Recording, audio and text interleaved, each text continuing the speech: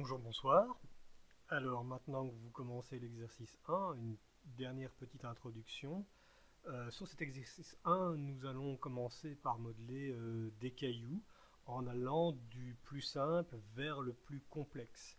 Vous allez commencer par modeler des galets, ensuite rendre ces galets irréguliers, donc simplement en arrondissant une box pour en faire une sphère, ensuite en la déformant avec un lattice, ensuite commencer à rajouter de la modélisation polygonale avec du multicut pour rendre justement ces garets irréguliers au niveau de leur apparence.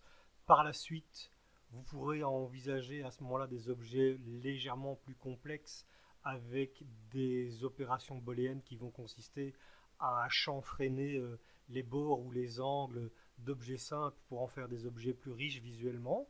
Ces opérations booléennes vont vous permettre d'effectuer des retraits entre différents types de volumes ou des additions de volumes. Donc par exemple ici, la grosse gemme de couleur orangée n'est en fait que l'addition des différents objets qui sont ici, et ensuite son maillage est nettoyé, donc ce qu'on appelle le nettoyage d'une structure booléenne au niveau polygonal. Par la suite, une fois que vous aurez compris ce principe-là, vous pourrez encore aller un petit peu plus loin au niveau de l'aspect des objets, pour arriver progressivement à avoir des objets de plus en plus riches et de plus en plus lourds aussi au niveau du nombre de polygones, avec des objets qui seront à la fois en correction booléenne, mais qui seront aussi sculptés.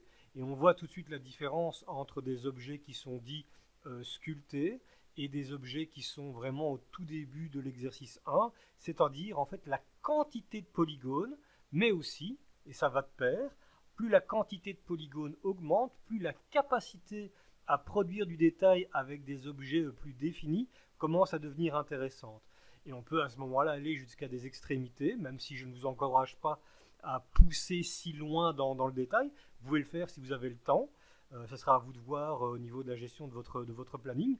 On peut partir donc d'objets très très simples qui vont être dupliqués, comme par exemple ces galets ici qui font quelques dizaines de polygones au maximum. Donc par exemple le galet qui est ici fait 96 faces. Et si je prends plusieurs galets et que je les associe, que je les combine pour faire par exemple un objet qui ressemble à un tore, qui serait similaire à une association de galets pressés les uns contre les autres, on pourrait à ce moment-là monter par exemple jusqu'à 2000 polygones à peu près.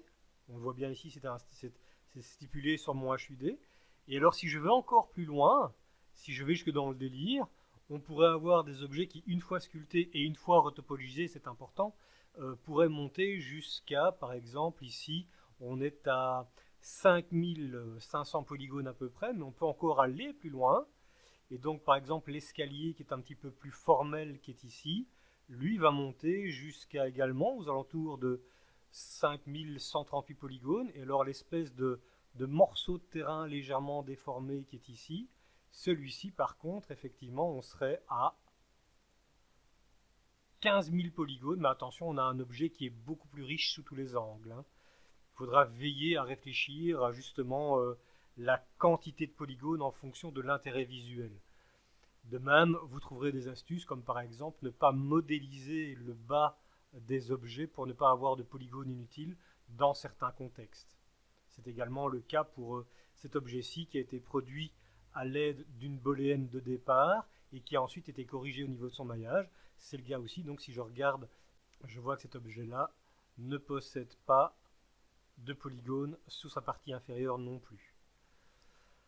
Bien entendu, je ne vous demanderai pas de produire l'ensemble de tous ces rochers, ça vous prendrait énormément de temps et ce n'est pas l'objectif. Ce qui m'intéresse, c'est que vous regardiez les différentes méthodes qui vont suivre sur les différentes vidéos et que vous testiez, que vous expérimentiez, que vous goûtiez effectivement ces différentes techniques pour à un moment donné envisager la production de rochers à l'esthétique qui peuvent vous intéresser.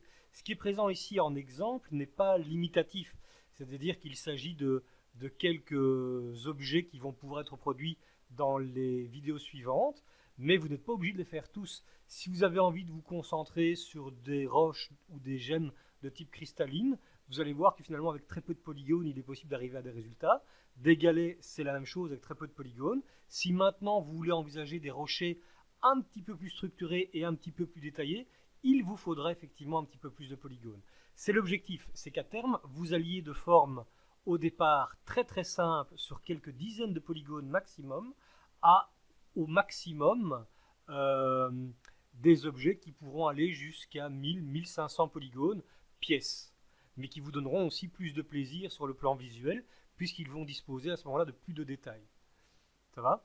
Et donc tout ceci va servir à une chose, à savoir produire un environnement dans un premier temps minéral, par exemple comme celui-ci, avec différents niveaux de détail.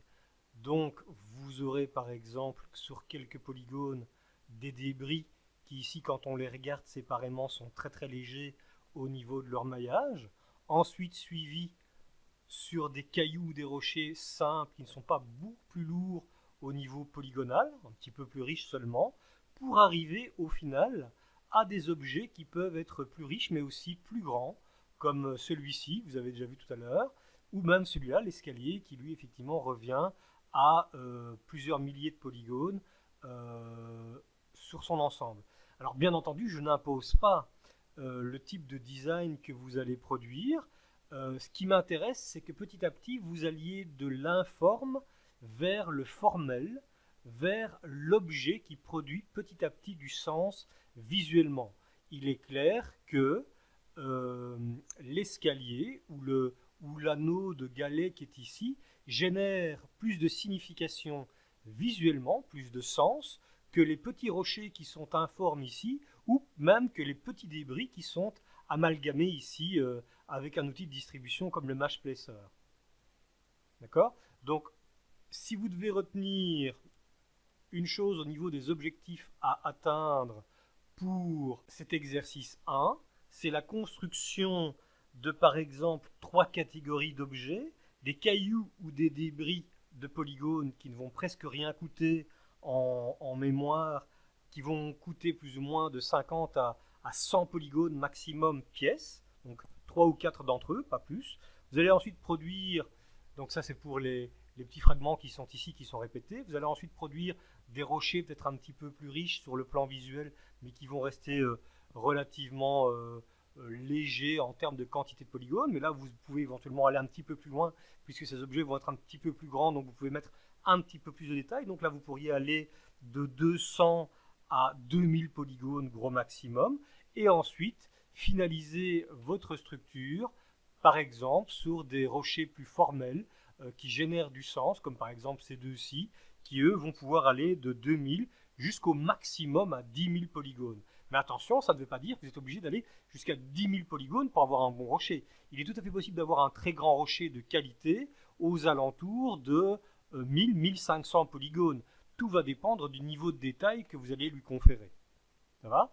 Donc, ayez bien ces objectifs-là en tête, et puis ensuite, commencez à regarder les vidéos suivantes, les capsules suivantes, goûtez les différentes techniques, et essayez progressivement de produire des objets de plus en plus riches sur le plan visuel.